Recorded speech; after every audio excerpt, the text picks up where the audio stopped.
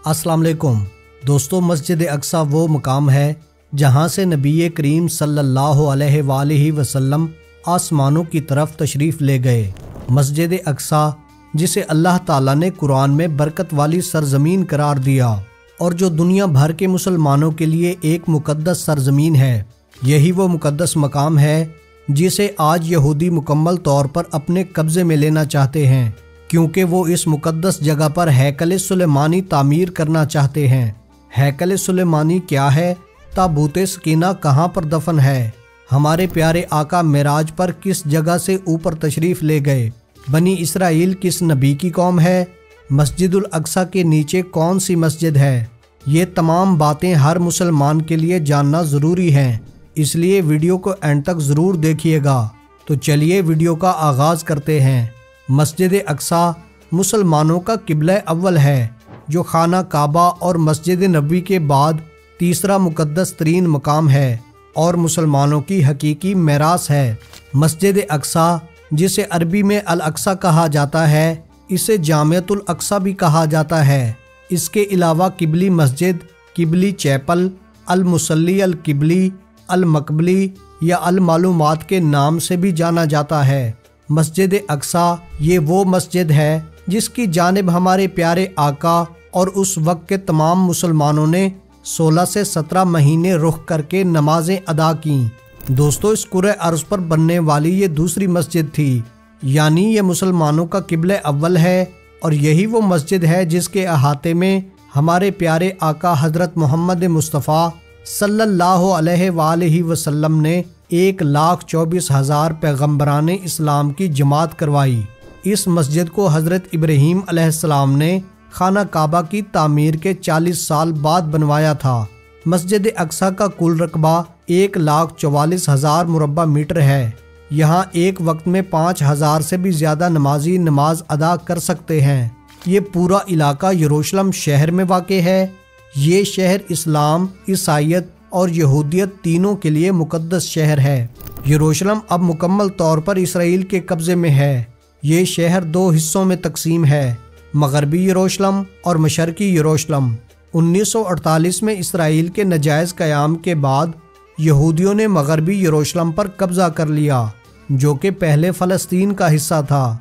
यहाँ ज़्यादातर यहूदी आबाद हैं और इसराइल का पार्लियामेंट हाउस, वजारतें और दफातर भी इसी जगह पर मौजूद हैं।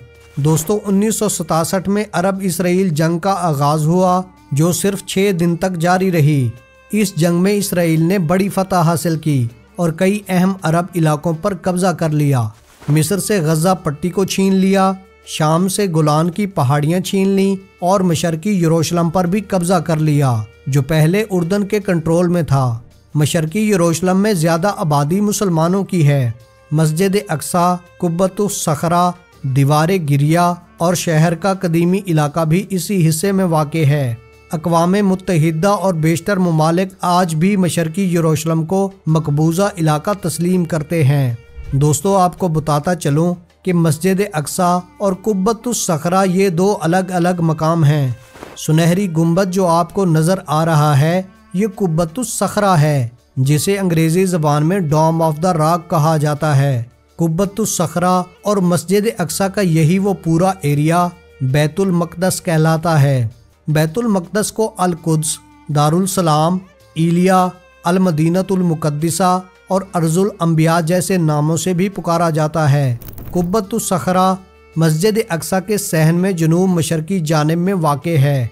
कुब्बतुस सखरा मुसलमानों के कंट्रोल में है और इसे उर्दन की वक्फ इस्लामी अथॉरिटी देखती और संभालती है। कुब्बतुस सखरा एक अजीम इस्लामी इबादत गाह और गुंबद वाली इमारत है और ये मुसलमानों के लिए निहायत मुकद्दस मकाम है।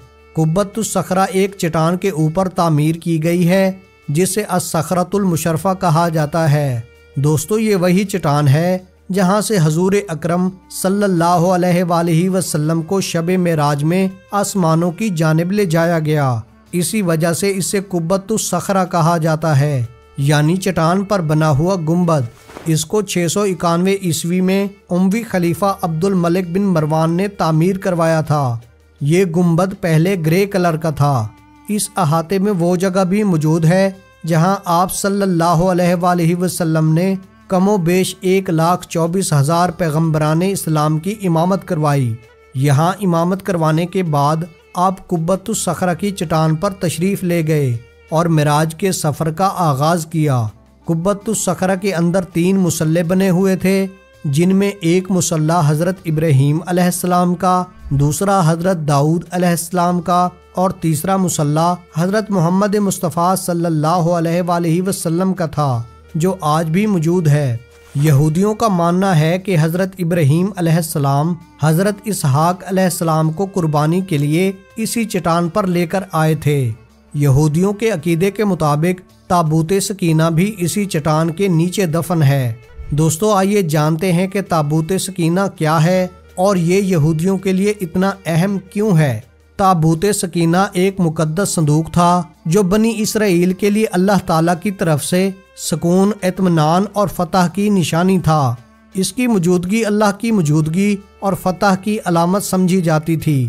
یہ حضرت موسیٰ اور حضرت ہارون علیہ السلام کے زمانے میں موجود تھا اور بعد کے انبیاء و قوموں میں برکت و رہنمائی کا ذریعہ سمجھا جاتا رہا۔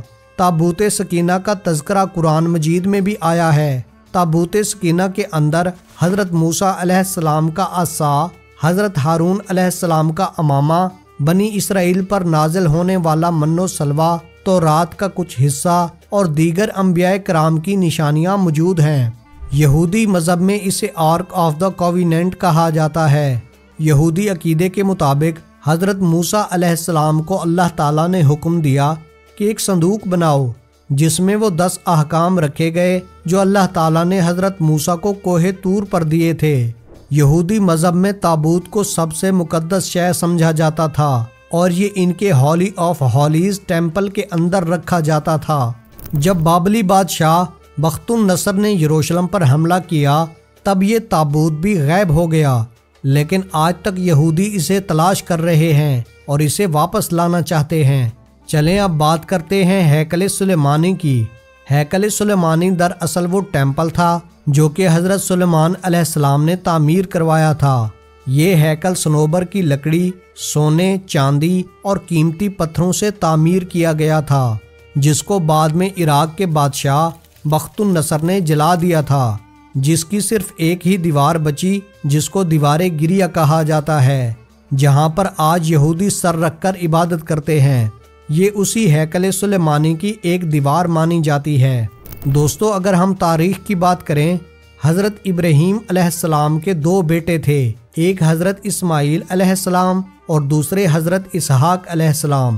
حضرت ابراہیم علیہ السلام نے حضرت اسماعیل علیہ السلام کے ساتھ مل کر خانہ کعبہ کو تعمیر کیا، جبکہ دوسرے بیٹے حضرت اسحاق علیہ السلام کے ساتھ مل کر مسجد اقصیٰ کو تعمیر کیا۔